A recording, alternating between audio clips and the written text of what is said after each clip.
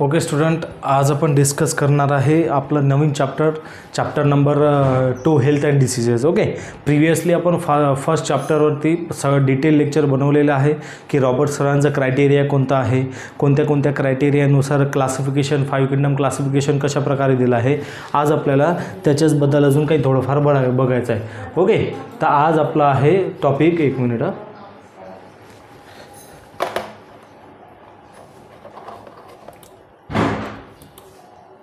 आता बघा, इमेजेसला बघून तुम्हाला लक्षात येईल की आपलं जे चॅप्टर आहे त्याचं नाव काय आहे, health and disease. Health means अशी कंडिशन शरीराची ज्याच्यामध्ये मानसिक शारीरिकदृष्ट्या आपण कसं आहो, बेटर आहो, बेस्ट आहो. ओके, म्हणजेच की आपल्या शरीरामध्ये कोणत्याही प्रकारचा त्रास होत नाही आहे, कोणत्याही प्रकारचं पेन नाही आहे आणि अजून कोणत्याही प्रकारची मेंटल इलनेस नाही आहे. याला आपण काय म्हणणार आहे, हेल्दी हेल्थ म्हणणार आहे. जर सपोज टू बी डिसीज म्हटलं, डिसीज झालेला आहे म्हणजेच की बिमारी आपल्या फिजिकली, आपल्या चेहऱ्यावर, आपल्या मेंटली म्हणजे शारीरिक मानसिक तणाव राहणार. म्हणजे आपल्या चेहरा बघा कसा उदासलेल्या टाईपचा दिसत आहे, बरोबर आहे की नाही.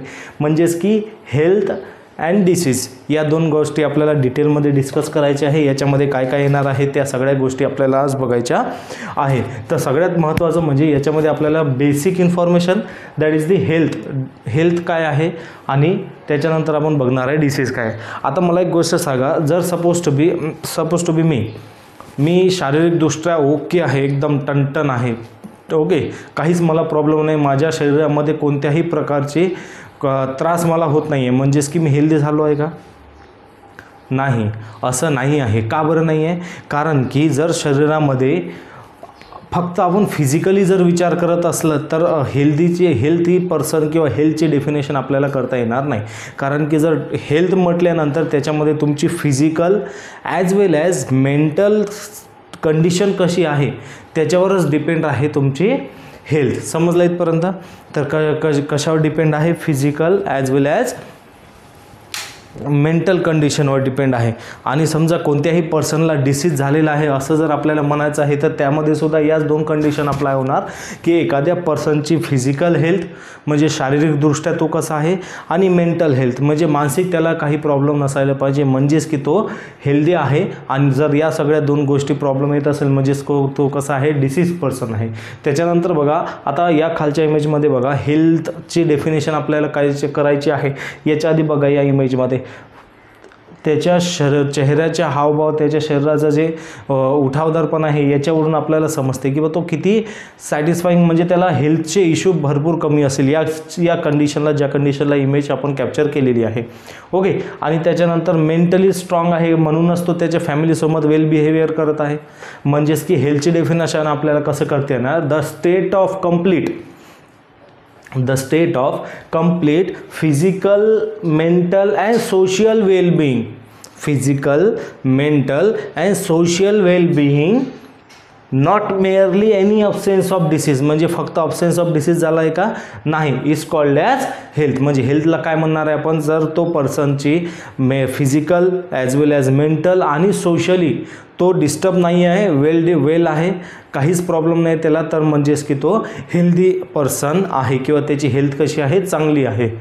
Not merely absence of disease म्हणजेच की फक्त असं नाही आहे की फक्त डिसीज अब्सेन्स आहे, कोणताच प्रकारचा त्याला रोग नाही आहे म्हणजेच की तो हेल्दी झाला आहे का, असं नाही आहे. भली त्याला कोणताही रोग नसेल पण त्याला मानसिक ताण असेल किंवा शारीरिकदृष्ट्या थोडंफार त्याच्या बॉडी पार्ट्समध्ये काही पेन असेल किंवा सोशली तो वेल बिईंग करू शकत नाही आहे, म्हणजेच की तो अनहेल्दी आहे. समजलं आहे? तर हेल्थची डेफिनेशन कशी आहे, the state of complete physical, mental and social well-being, not merely आणि absence of disease is called as health. इथपर्यंत काही डाऊट आहे? हेल्थमध्ये काही इश्यू आहे? आता याच्यानंतर आपल्याला बघायचं आहे डिसीजची डेफिनेशन. तर डिसीज म्हटल्यानंतर बघा या इमेजकडे लक्ष द्या. या इमेजमध्ये बघा या दोन छोटे चिल्ड्रन जे आहे त्यांच्या शारीरिक हावभावावरून म्हणजे त्यांच्या शारीरिक बिहेवियरवरून समजत आहे आपल्याला की हे अनहेल्दी आहे, डिसीज आहे. बरोबर आहे की नाही, डिस्टर्ब आहे फिजिकली. बघा आता त्यांच्या चेहऱ्यावर बघा, त्यांच्या चेहऱ्यावर उठावदार पण आहे का, जसं की हेल्दी पर्सन कसा खुश राहतोय, टवटवीत दिसतोय, पण अनहेल्दी पर्सन डिसीज पर्सन कसा दिसतोय, त्याचा चेहरा असा उदासीन टाईपचा दिसतोय. का बरं, कारण की त्यांना शारीरिक किंवा मानसिक काही ना काही त्रास होत आहे. समजलंय. म्हणजेच की जर आपल्याला डिसीजची डेफिनेशन करायची असेल तर कसं करणार आपण, the condition of physical or mental disturbance. हे बघा फिजिकल आणि मेंटल डिस्टर्बन्स क्लिअरली ऑब्झर्व होत आहे या दोघांमध्ये. कसं काय म्हणणार आहे आपण, the condition of physical or mental disturbance of a body is called as disease. म्हणजेच की एखाद्या पर्सनमध्ये किंवा अशी कंडिशन ज्याच्यामध्ये फिजिकल म्हणजे शारीरिकदृष्ट्या आणि मेंटल म्हणजे मानसिकदृष्ट्या ते डिस्टर्ब आहे, म्हणजेच की तो कसा आहे, डिसीज आहे.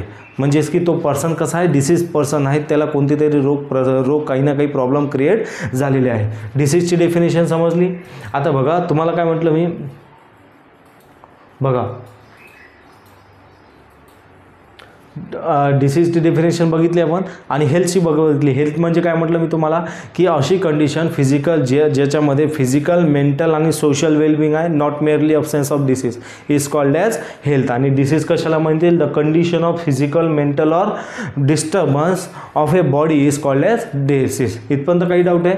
आता बघा टाईप्स ऑफ डिसीज. आता आपण भरपूर सारे डिसीज आपण जेव्हा आपण आपल्या या लेक्चरमध्ये आपल्याला दाखवले सुद्धा, या चॅप्टरमध्ये आपल्याला डिटेलमध्ये दिलेलं आहे की कोणत्या प्रकारचे डिसीज आहे. असे काही डिसीज आहे की ते सध्याच्या कंडिशनला म्हणजेच की प्रेझेंट डेला खूप जास्त इम्पॉर्टंट. का बरं, कारण की त्याचे पेशंट कंटिन्युअसली आपल्याला ऑब्झर्व करायला येतात. बरोबर आहे की नाही. सध्या तुम्हाला माहिती असेल आपला डेंग्यू मलेरियाची साथ चालू आहे. बरोबर आहे की नाही. म्हणजेच की हे वेल नोन डिसीज आहे आणि प्रेझेंटमध्ये मोस्ट इम्पॉर्टंट आहे. हे सुद्धा आपल्याला या चॅप्टरमध्ये डिस्कस करायचं आहे. पण महत्त्वाचं आहे टाईप्स ऑफ डिसीजेस, म्हणजेच की या डिसीजेसचे क्लासिफिकेशन कशाच्या बेसिसवर केलेले आहे. मिनी क्लासिफिकेशन म्हणू याला आपण. म्हणजेच की डिसीज म्हटलं की भरपूर सारे झाले, पण ते डिसीज कोणत्या म्हणजे कॅरेक्टरमध्ये मोडता येईल आपल्याला, त्याच्यानुसार त्याचं क्लासिफिकेशन किंवा टाईप्स म्हणता येईल आपल्याला. टाईप्स डिस्ट्रीब्यूट केलेले आहे, क्लासिफाय केलेले आहे. तर टाईप्स ऑफ डिसीजमध्ये बघा 2 प्रकार येतात. किती प्रकार येतात, 2. तर पहिला प्रकार आहे अकॉर्डिंग टू ड्युरेशन, म्हणजे असे डिसीजेस जे क्लासिफाय केलेले आहे ड्युरेशनच्या बेसिसवर. आणि दुसरा प्रकार येतोय अकॉर्डिंग टू द रिझन, म्हणजे असे डिसीजेस जे कोणत्या कारणामुळे होत आहे याच्यामुळे या कॉलममध्ये ॲड केलेले आहे. ठीक आहे.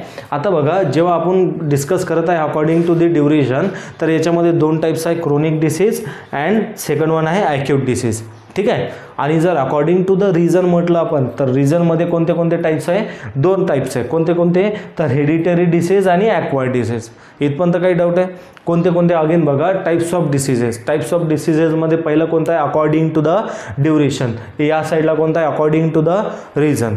अकॉर्डिंग टू द ड्युरेशन म्हणजे असे डिसीजेस जे किती काळापर्यंत राहत आहे, किती काळांतराने रिॲक्शन देत आहे आणि ते कशावर डिपेंड आहे, त्याचं प्रोलॉंगनेसवर म्हणजे काळावर डिपेंड आहे, किती वेळपर्यंत चालणार आहे किंवा किती लॉंग टर्ममध्ये ते आपल्याला शरीराला हानी करणार आहे. अशा डिसीजला आपण कशामध्ये टाकलेलं आहे, अकॉर्डिंग टू द ड्युरेशनमध्ये. आणि अकॉर्डिंग टू द रिझन म्हणजे कोणत्या कारणामुळे आपल्याला ते बिमाऱ्या होऊ शकतात या टाकलेल्या आहे आपण याच्यामध्ये सेकंड सेक्शनमध्ये. ठीक आहे. तर जेव्हा आपण रिझनची अकॉर्डिंग टू द ड्युरेशनची गोष्ट करतो याच्यामध्ये कोणते आहे, क्रोनिक आणि ॲक्यूट. क्रोनिक डिसीज आणि ॲक्यूट डिसीजेस. क्रोनिक डिसीजेस आणि ॲक्यूट डिसीजेस. ओके. आता बघा क्रोनिक डिसीज हा शब्द तुम्ही क्रोनिक कफ, क्रोनिक डिसीज हा भरपूरदा ऐकला असेल. But what is the meaning of chronic, काही तर आयडिया असेल ना. तर क्रोनिकचा मिनिंग असा होतो, क्रोनिक म्हणजे हार्मफुल किंवा लॉंग टर्ममध्ये चालणारा. फॉर एक्झाम्पल बघा याच्यामध्ये आपण ट्युबरक्युलोसिसला मोडू शकतो. ट्युबरक्युलोसिस जसं आपल्याला समोर चालून शिकायचंच आहे. आता हे चार्ट क्लिअर झाला आहे. जर तुम्हाला एक्झाम पॉईंट ऑफ व्ह्यू जर विचारते टाईप्स ऑफ द डिसीजेस किंवा या चार्टला कम्प्लिटली ट्री डायग्राम विचारला आहे तर हे तुम्हाला मग एक्झाम पॉईंट ऑफ व्ह्यू महत्त्वाचे, तुम्ही स्नॅप काढू शकता. आफ्टर दॅट बघा आपल्याला बघायचं आहे ॲक्वायर्ड डिसीजेस. ॲक्वायर्ड डिसीजेसचे अगेन 2 टाईप्स आहे. ॲक्वायर्ड डिसीजचे किती टाईप्स आहेत? 2. फर्स्ट आहे इन्फेक्शियस आहे डिसीज, बघा हे इन्फेक्शियस डिसीज, आणि सेकंड वन आहे नॉन इन्फेक्शियस डिसीज. पहिला कोणता आहे? इन्फेक्शियस. सेकंड कोणता आहे? Non infectious. इन्फेक्शियस डिसीज म्हणजे काय? तर असे डिसीजेस, इन्फेक्शियस डिसीज म्हणजे काय? असे डिसीजेस जे स्प्रेड होऊ शकतात. स्प्रेड होऊ शकतात म्हणजे person to person reaction create करू शकतात ते. म्हणजेच की असे डिसीजेस जे पर्सन टू पर्सन स्प्रेड होतात. कोणत्या कारणामुळे? समजा कंटॅमिनेटेड एअर झाला आहे, म्हणजे दूषित हवा झाली आहे. समजा एखादा बिमार व्यक्ती आहे, त्याच्या कॉन्टॅक्टमध्ये समजा मी येत आहे, ते सपोज टू बी, आता मला सपोज टू बी कफ आहे किंवा सर्दी झालेली आहे, कॉमन कोल्ड, मी इथे शिंकत आहे. या ॲटमॉस्फिअरमध्ये जे हवा आहे याच्यामध्ये जे इन्फेक्टेड एअर ड्रॉपलेट्स माझे या ॲटमॉस्फिअरमध्ये मिक्स झाले. आता या ॲटमॉस्फिअरमधून दुसरा कोणता हेल्दी पर्सन जाणार, तर हे इन्फेक्शन माझं जे इन्फेक्शन आहे एअरमध्ये गेलं आहे, एअर थ्रू कशामध्ये गेला आहे? हेल्दी पर्सनकडे गेला आहे. म्हणजे कंटॅमिनेटेड एअरपासून माझा डिसीज त्या पर्सनपर्यंत स्प्रेड झाला आहे.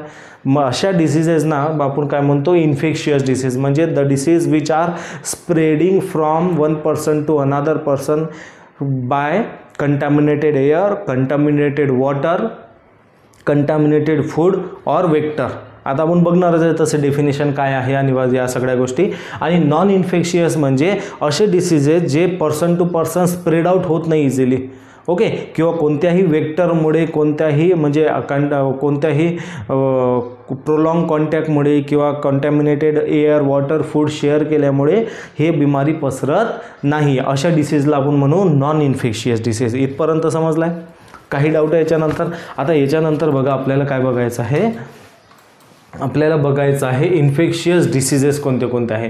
तर तुम्हाला सिलेबसनुसार हे डिस्कस करायचं आहे, तर आपण हे नेक्स्ट इमेजमध्ये मी ॲड केलेलं आहे, ते चांगल्यानं बघता येईल आपल्याला. ओके, तर बघूनच घ्या. नाही तर मग इन्फेक्शियस डिसीजेस म्हटलं तर डिसीजेस असे डिसीज जे contaminated air, contaminated water, contaminated food किंवा वेक्टरमुळे स्प्रेड होतात. अशा डिसीजला आपण काय म्हणू? Infectious disease. मी समोर तुम्हाला लिहून दिलेली आहे definition, don't worry about that. Okay, तर आपल्याकडे डेफिनेशन आहे लिहून, टेन्शन नाही घ्यायचं. सगळ्यात पहिले महत्त्वाचं काय आहे? इन्फेक्शियस डिसीज कोणते कोणते आहे? कोणते कोणते आहे इन्फेक्शियस डिसीज? बघा, इन्फेक्शियस डिसीज कोणते कोणते आहे आपल्याला जे डिटेलमध्ये थोडंफार स्टडी करायचं आहे ते कोणते कोणते आहे? ट्युबरकुलोसिस, हॅपेटायटिस ज्यालाच आपण जॉइंटिससुद्धा म्हणतो, त्याच्यानंतर डिसेंट्री, त्याच्यानंतर कॉलेरा आणि टायफॉईड. हे आपल्याला डिटेलमध्ये स्टडीसुद्धा करायचं आहे याच क्लासमध्ये. ओके, आणि हे जे डिसीजेस आहे, हे जे इन्फेक्शियस डिसीज आहे यांच्यामध्ये जे पॉईंट्स, जसं मी ट्युबरक्युलोसिसचे पॉईंट तुम्हाला लिहून देणार आणि पाठांतर घेणार आणि त्याच्यानंतर समजूनसुद्धा सांगणार. तर हे ट्युबरक्युलोसिसमध्ये जे मी पॉईंट्स घेणार आहे ते पॉईंट्स कशाच्या बेसिसवर आहे?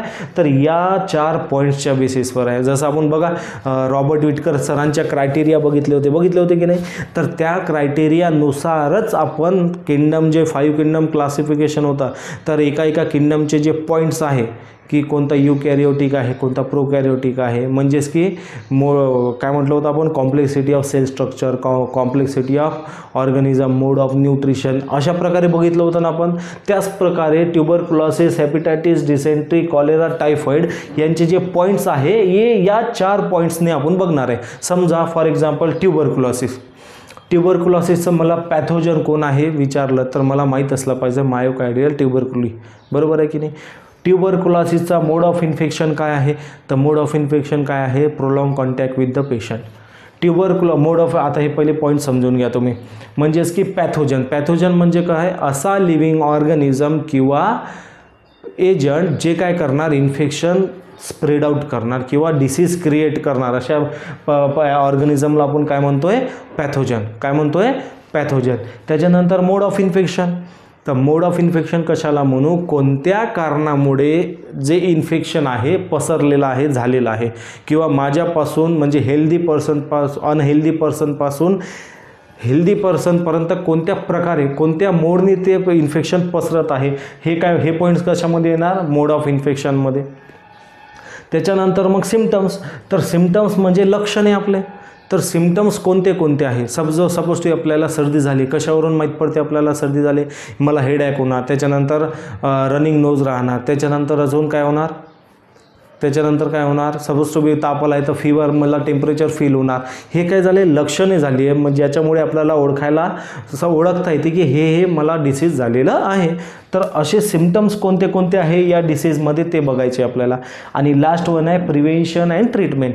प्रिव्हेन्शन अँड ट्रीटमेंटमध्ये जर हे डिसीज झालेले आहे तर ट्रीटमेंट काय काय करायच्या, आणि जर सपोज टू बी वाचायचं आहे, झाले नाही पाहिजे म्हणून, तर प्रिव्हेन्शन काय काय घ्यायचे आपल्याला, प्रिकॉटिव्ह मेजर, प्रिव्हेंटिव्ह मेजर्स म्हणतात ना आपण, तर काय काय काळजी घ्यायला पाहिजे. तर हे जे पॉईंट्स आहे याच्यामध्ये येणार आहे. समजलं इथपर्यंत?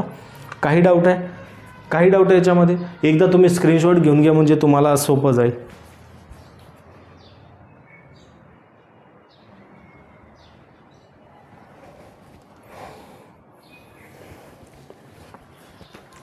आता बघा, आता इथपर्यंत काही डाऊट आहे? काहीच नाही, पक्का? आता बघा, याच्यानंतर आता इथपर्यंत जे झालं आहे ते आपलं एकदम रिलॅक्समध्ये. आता रिलॅक्स व्हा. आतापर्यंत जे काही बघितलं आहे आपण, इन्फॉर्मेटिव्ह स्टडी होती, म्हणजे थेरॉटिकल पार्ट होता. पण आता जे काही आपल्याला बघायचं आहे ते आपल्याला exam point of view most important आहे. लर्न करायचं आहे आपल्याला. आणि रट्टू पोपट बनायचं आहे का? नाही. रट्टू पोपट का बरं नाही बनायचं? कारण की आपल्याला माहिती आहे जर रट्टू पोपट बनलो तर आपण चतुर टाईपचं 3 इडियट बघितली असेल ना. 3 इडियटमध्ये कसा एक रॅन्चो आहे जे काय करते, कन्सेप्च्युअल स्टडी करते, आणि दुसरा चतुर आहे सायलेन्सर. तर ते काय करतो, रट्टू पोपट मारते. तर जे रट्टू पोपटपणा करतो तो ठीकठाक जॉब घेऊन घेतो, पण जो कन्सेप्च्युअल गोष्टी क्लिअर करतो तर तो काय डायरेक्ट सायंटिस्ट. बरोबर आहे की नाही? म्हणजेच की आपल्याला काय बनायचं आहे, रॅन्चो बनायचं आहे. आपल्याला चतुर बनायचं आहे का? नाही. तर त्याच प्रकारे बघा, आपल्याला कन्सेप्च्युअल पॉईंट कन्सिडर करायचे आहे. रट्टू पोपटसारखा चाललं आहे बा 5-6 पॉईंट ट्युबरक्युलोसिसचे पाठ करणं, त्याच्यानंतर हेपेटायचे, असं करायचं आहे का? नाही. ते पॉईंट कशाच्या भरोशावर आहे, तर या 4 पॉईंटच्या भरोशावर आहे. हे 4 पॉईंट माहीत असले की हे लिहिणारच आपण. समजलं इथपर्यंत? शाबाश. आता बघा, पॅथोजन म्हणजे काय तुम्हाला सांगितलेलं आहे ऑलरेडी. ओके. आत्ता आपल्याला बघा, तुम्हाला म्हटलं ना थोडंसं वेट करा, समोर चालू तुम्हाला इन्फेक्शियस डिसीजची डेफिनेशनसुद्धा आहे आणि टाईपसुद्धा आहे. अजून बघून घ्या, सपोज टू बी जेवणाला समजलं नसेल तर. इन्फेक्शियस डिसीजची डेफिनेशन आत्ता सांगितली मी. Disease spread through contaminated air, water, food और vector are called as infectious disease. असे डिसीज जे कंटॅमिनेटेड म्हणजे दूषित, कंटॅमिनेटेड एअर, वॉटर, फूड किंवा वेक्टर म्हणजे कोणत्या लिव्हिंग ऑर्गॅनिझममुळे किंवा कोणत्या फ्लाईजमुळे कोणत्या ना कोणत्या प्रकारे ते इथून तर तिथे ट्रान्सफर होत आहे, अशा डिसीजेसला काय म्हणतो आपण, इन्फेक्शियस डिसीज. इथपर्यंत काही डाऊट आहे? नक्की. आणि त्याच्यानंतर इन्फेक्शियस डिसीजचे किती टाईप्स आपण बघणार आहे, ट्युबरक्युलोसिस, हेपेटायटिस किंवा जॉन्डिस, डिसेंट्री, कॉलेरा आणि टायफॉईड. बरोबर आहे की नाही? तर हे पॉईंट्स डिटेलमध्ये आपल्याला आज बघायचे आहे. तर आज आपण फक्त ट्युबरक्युलोसिस आणि हेपेटायटिस बघू. त्याच्यात व्यतिरिक्त आज काही नाही, कारण की जास्त मोठा लेक्चर झाला तर तुम्ही पण बोर होसाल, सर जास्त डोक्याच्या वर चाललाय म्हणसाल. बरोबर आहे की नाही? तर एक लिमिटेड बट क्वालिटी स्टडी करायची आपल्याला. काय करायची आहे? लिमिटेड बट क्वालिटी स्टडी करायची आहे. तर बघा, आपल्याला आज आपण डिस्कस करणार आहे ट्युबरक्युलोसिस आणि हेपेटायटिसचे पॉईंट्स. आता बघा, मी हे या चार्टला असं म्हणजे टॅब्युलर चार्ट का बरं बनवलं आहे, जर काही विद्यार्थी असे असतात त्यांना डायरेक्ट जे हे थेरॉटिकल आहे, हे जे आपले पॉईंट आहे हे लक्षात राहत नाही. तर आपल्याला कसं हे कंपॅरेटिव्ह चार्ट असलं आपल्याकडे, या समजा मी आपल्याला इझिली कंपेअर करून हॅमरिंग होते आपल्या माइंडमध्ये की जर ट्युबरक्युलोसिसचं पॅथोजन जे मायोकार्डियल बॅक्टेरिया ट्युबरक्युली आहे, तर इथे काय होतं, डिसेंट्रीचं काहीतरी होतं, हेपेटायटिस ABCD. बरोबर आहे का? हो, हेपेटायटिस या प्रकारे. याच्यामुळे काय, हे जे टॅब्युलर चार्ट आहे हे तुम्हाला एक्झाममध्ये किंवा तुमच्या रेग्युलर स्टडीमध्ये खूप कामी येणार आहे. समजलं? तर पॉईंट ऑफ फर्स्ट बघा, ट्युबरक्युलोसिस. ट्युबरक्युलोसिसचा पॅथोजन म्हणजे ट्युबरक्युलोसिस हा डिसीज कॉज होण्यासाठी कोणता व्हायरस किंवा कोणता पॅथोजन कारणीभूत आहे. क्वेश्चन विचारू शकते एक्झाममध्ये. मी स्वतः विचारला आहे माझ्या स्टुडंटना, म्हणजे त्यांच्या पेपरमध्ये काय विचारलं आहे, तर tuberculosis disease the pathogen of tuberculosis disease is fill in the blanks. तर कोणता आहे? Mycobacterium tuberculi. काय आहे? Mycobacterium tuberculi is the pathogen which causes the tuberculosis. म्हणजेच की ट्युबरक्युलोसिस होण्यासाठी कारणीभूत पॅथोजन कोण आहे? तो मायकोबॅक्टेरियम ट्युबरक्युली. मायकोबॅक्टेरियम ट्युबरक्युली. ठीक आहे. सेकंड पॉईंट काय होतं आपलं, मोड ऑफ इन्फेक्शन. बघा मोड ऑफ इन्फेक्शन म्हणजे कोणत्या कारणामुळे ट्युबरक्युलोसिस होऊ शकतो, prolong contact with patient. Prolong contact with patient म्हणजे पेशंट जे ट्युबरक्युलोसिसचा जे पेशंट आहे टीबीचा त्याच्यासोबत प्रोलॉंग म्हणजे जास्त काळापर्यंत कॉन्टॅक्टमध्ये राहणे, किंवा and sharing of material of patient, किंवा त्या पेशंटचं मटेरियल यूज करणे, फॉर एक्झाम्पल त्याचे कपडे यूज करणे, त्याचा ग्लास ऑफ वॉटर यूज करणे, त्याच्यासोबत जेवणे, म्हणजे त्याचं मटेरियल यूज केल्यामुळे सुद्धा आपल्याला कोणता डिसीज होऊ शकतो, ट्युबरक्युलोसिस. म्हणजे मोड ऑफ इन्फेक्शन काय आहे, prolong contact with patient and sharing of material of patient. इथपर्यंत काही डाऊट आहे, स्क्रीनशॉट मारून घ्या तुम्ही. ठीक आहे. त्याच्यानंतर बघा थर्ड पॉईंट काय, आपला सिम्टम्स म्हणजे लक्षणे काय काय ट्यूबी झालाय व कशावरून ओळखता येईल आपल्याला, difficulty in breathing. Difficulty in breathing म्हणजे श्वासोच्छ्वास घेण्यासाठी तकलीफ होणे, प्रॉब्लेम क्रिएट होणे. क्रोनिक कफ म्हणजे क्रोनिक म्हणजे एक हार्मफुल कंटिन्युअस प्रोलॉंग खोकला येणे, कफ होणे. एवढा जास्त खोकला येणे की कधी कधी त्या खोकल्यामधून ब्लड बाहेर पडतो, त्याला ब्लडी स्पिटिंग म्हणतात. बघा इथे असेल हे बघा, ब्लडी स्पिटिंग म्हणजे खोकल्यातून रक्त बाहेर पडणे. ठीक आहे. आणि इमॅसिनेशन म्हणजे दुबळेपणा. ठीक आहे. तर हे सिम्पटम्स कशाचे आहे, तर ट्युबरक्युलोसिसचे. आणि लास्ट वन आहे काय आहे, प्रिव्हेंटिव्ह मेजर्स अँड ट्रीटमेंट. तर प्रिव्हेंशन काय काय आहे, ट्रीटमेंटसाठी काय आहे, BCG वॅक्सिनेशन आहे टीबीसाठी, BCG vaccination. Isolation of patient म्हणजे पेशंटला आयसोलेट करून ठेवणे, एका सेपरेट रूममध्ये सेपरेट ऑब्झर्वेशनमध्ये ठेवणे, सगळ्यांच्या सानिध्यात संपर्कात ते आला पाहिजे नाही, त्याला म्हणतात आयसोलेशन ऑफ पेशंट. म्हणजे पेशंटला एक सेपरेटली ठेवणे. ठीक आहे. त्याच्यानंतर बघा रेग्युलर मेडिकेशन लाईक DOT. आता रेग्युलर मेडिकेशन लाईक DOT मग काय आहे, काही मोठी कन्सेप्ट नाही आहे. DOT म्हणजे डायरेक्ट ऑब्झर्व ट्रीटमेंट स्ट्रॅटेजी. काय आहे, डायरेक्ट ऑब्झर्व ट्रीटमेंट स्ट्रॅटेजी. म्हणजेच की पेशंटला डायरेक्ट ऑब्झर्व करायचं, ऑब्झर्वन्समध्ये ठेवायचं आणि त्याचं ट्रीटमेंट करायचं. या स्ट्रॅटेजीला त्यांनी नाव काय दिलं आहे, DOT. इथपर्यंत समजलं आहे. हे झाले ट्युबरक्युलोसिसचे पॉईंट. रीड आउट करायचं का एकदा, तुम्ही बघून घ्या. पॅथोजन काय आहे, मोड ऑफ इन्फेक्शन काय आहे, सिम्पटम्स काय आहे आणि प्रिव्हेंशन अँड ट्रीटमेंट्स काय आहे, समजलं इथपर्यंत. आता बघा हॅपेटायटिसचं पॅथोजन कोण आहे, तर हॅपेटायटिस व्हायरस ABCDE. म्हणजे या व्हायरसमुळे आपल्याला कोणता डिसीज होऊ शकतो, हॅपेटायटिस. त्याला आपण जॉन्डिससुद्धा म्हणतो. ठीक आहे. त्याच्यानंतर हे झालं आहे पॅथोजन हॅपेटायटिसचा. त्याच्यानंतर बघा कशामुळे होणार, मोड ऑफ इन्फेक्शन काय आहे हॅपेटायटिसचा, contaminated water, sharing of needles, blood transfusion. म्हणजे कंटॅमिनेटेड वॉटर ड्रिंक केल्यामुळे किंवा त्या असा पाणी जे दूषित आहे, ज्याच्यामध्ये हे हॅपेटायटिस व्हायरस इन्क्लूड आहे, अशा पाण्याच्या कॉन्टॅक्टमध्ये आल्यामुळे किंवा ते इनटेक केल्यामुळे हे डिसीज होणार आपल्याला.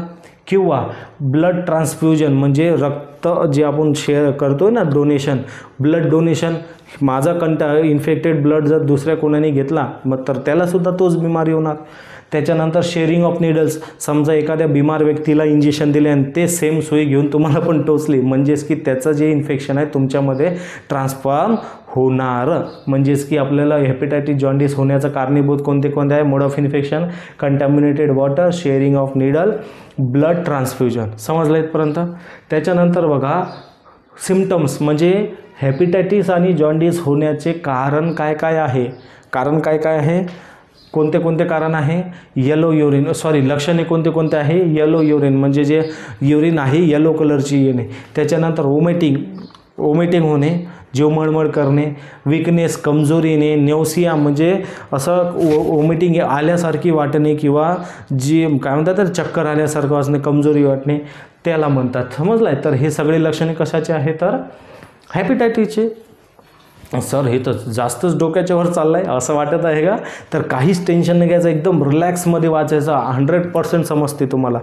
समजलं आहे. एकदम रिलॅक्स बघा एकदम शांततेनं बघा, आरामानं तुम्हाला 1-2दा वेळ लिहून बघा, तुम्हाला सिम्पटम्स पॅथोजन सगळे पाठवून जाईल. मी गॅरंटी देतो तुम्हाला पाठवणार. फक्त तुम्ही प्रॅक्टिस तर करा. एकदा याला रीड आउट करायचं आणि कमीत कमी 4 वेळा लिहून बघायचं.